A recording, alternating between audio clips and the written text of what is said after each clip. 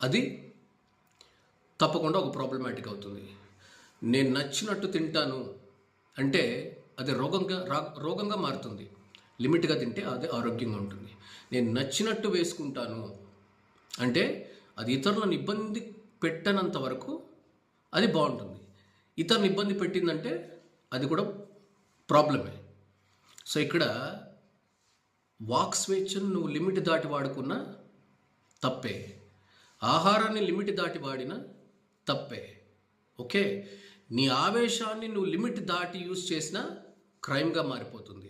నీ కామాన్ని నువ్వు లిమిట్ దాటి నిగ్రహించుకోకుండా ఇచ్చేసినా అది రేపుగానో, ఇంటర్నల్ రేపు, ఎక్స్టర్నల్ రేపు, ఎవరినో ఒక అమ్మాయి ఇంప్రెస్ చేయడం, అమ్మాయిని గజిబిజి చేయడం, అది చేయడం, అమ్మాయితో పని చేస్తే ఇవన్నీ కూడా ఈక్వల్ టు రేప్స్ చాలా జరుగుతున్నాయి.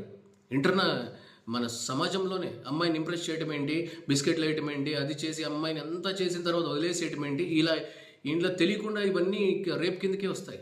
అందరూ పెద్ద మహానుభావులాగా నీతులు చెప్తారు. ప్రతి ఓడ బిస్కెట్లు వేసి అమ్మాయిని ఇంప్రెస్ చేసి వాడి జీవితంలో ఎవరో ఒకరు అమ్మాయి జీవితాన్ని రోడ్డు పాలు చేసిన వాళ్ళ మహానుభావులు అందరూ చాలామంది సమాజంలో ఉన్నారు. అది రేప్ కిందకి వచ్చింది. ఇది ఇక్కడ ఈ అమ్మాయిని ఏదో ఒకటి చేసి అమ్మాయి ఓకేలాగా చేశారు కాబట్టి అది రేప్ కిందకి రావట్లేదు అంతే. సో ఇలా అమ్మాయిల జీవితాలు ఇప్పటికీ ఎన్నో ఇన్స్టాగ్రామ్లో, సోషల్ మీడియాలో, ఉల్లు మూవీస్లో వేషలుగా తయారు చేసేస్తున్నారు. చిన్న పిల్లల్ని హాస్టల్స్లో ఈ ఎక్స్పోజింగ్కి అలవాటు పడిపోయి ఈజీ మనీకి అలవాటు చేసేసి, ఫ్రీ మనీకి అలవాటు చేసేసి, విప్పేస్తే నాకు ఇంకా లైక్లు వస్తాయి, విప్పేస్తే ఇంకా షేర్స్ వస్తాయి, విప్పేస్తాను అన్నీ విప్పించి ఒక కామపూరితమైన ఆడబిడ్డలందరినీ, పద్ధతి గల లక్షణమైన ఆడబిడ్డల్ని ఇంటర్నల్గా వేషలుగా తయారు చేసేస్తున్నారు. చాలామంది హాస్టల్లో ఈజీ మనకి అలవాటు పడిపోయి ఆ వృత్తే చేస్తున్నారు. ఇన్స్టాగ్రామ్లో అన్నీ విప్పేసి ఎవరెవరికి తగులుకొని అదే చేసేస్తున్నారు. వీడియో కాల్ యాప్స్లో మొత్తం ఆడవాళ్ళకి ఫ్రీ చేసేస్తారు, జెంట్స్ని ఫ్లడ్ చేయమంటారు.